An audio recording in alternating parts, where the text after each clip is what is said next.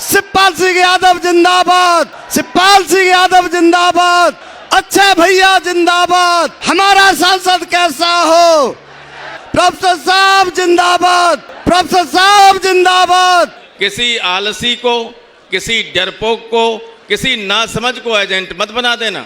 एक बात, 5:15 बजे हर हालत में हर एजेंट पहुंच जाए।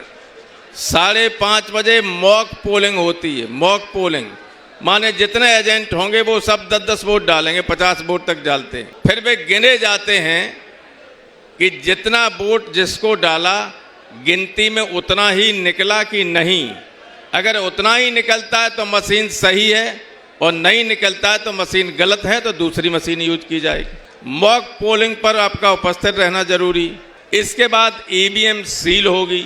इसमें लगभग घंटा सवा घंटा लग जाता है, और ठीक 7 बजे पहला वोट पड़ना शुरू हो जाएगा, 7 बजे से। इसलिए इस चीज़ को ध्यान रखिएगा कि एजेंट आपका 5:15 बजे तक पहुंच जाए और सारी प्रक्रिया में हिस्सा ले।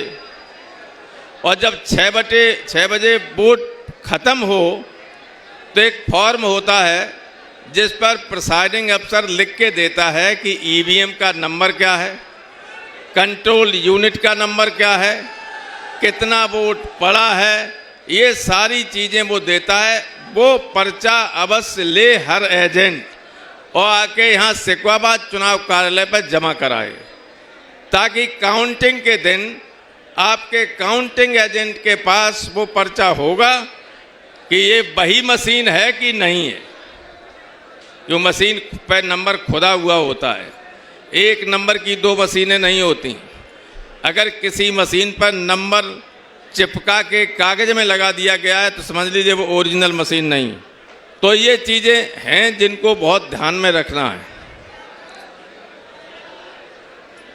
दोपहर में बहुत गर्मी हो जाती है। आज तो सूर्यदेव की कुछ कृपा रही और इंद्रदेव की भी, बादल भी हुए, और सूर्य में उतनी गर्मी नहीं जितनी रोज थी। अब की थोड़ी सी तेज अभी चमकी है धूप, बीच में ठीक थी, वरना लोगों का खड़ा होना मुश्किल हो जाता।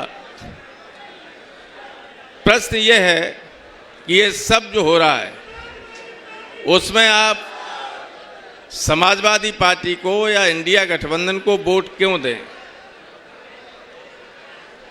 ये लोग आपसे सवाल कर सकते हैं। और इस पर सीधा मुकाबला 2 पक्षों के बीच में है, इंडिया गठबंधन और भारतीय जनता पार्टी। और पार्टियां तो किसी का खेल खराब करने के लिए खड़ी होती, उम्मीदवार खड़े होते हैं, लेकिन जनता इतनी समझदार हो गई कि अब कोई खेल खराब कर पाता नहीं, हो नहीं जाता किसी। तो बीजेपी, आपने देखा होगा बीजेपी के लीडर्स आते हैं, वे केवल 400 पार की बात करते हैं। वे ये नहीं कहते हैं कि हम जो बड़े पैमाने पर बेरोजगारी फैली हुई है, लड़के लड़कियां बेरोजगार हैं, उनको रोजगार देंगे। कभी किसी ने बात की? कोई बात नहीं करता। वे ये भी नहीं कहते हैं कि जो कानून की व्यवस्था है, जो मशीनरी है, जो पटरी से उतर गई है, उसको हम ठीक करेंगे। वो भी नहीं कर रहे हैं। कर रहे हैं भाई। ऐसा है कि संविधान ने हमें अधिकार दिए थे कुछ, बाबा साहब अम्बेडकर ने हमें कुछ अधिकार दिए थे, और ऐसे अधिकार दिए थे उसमें व्यवस्था ये है संविधान में कि अगर इन अधिकारों को कोई सीमित करता है, छीनता है, अरे अभी हेलीकॉप्टर नहीं आया, क्यों शोर मचा रहे हो तुम लोग?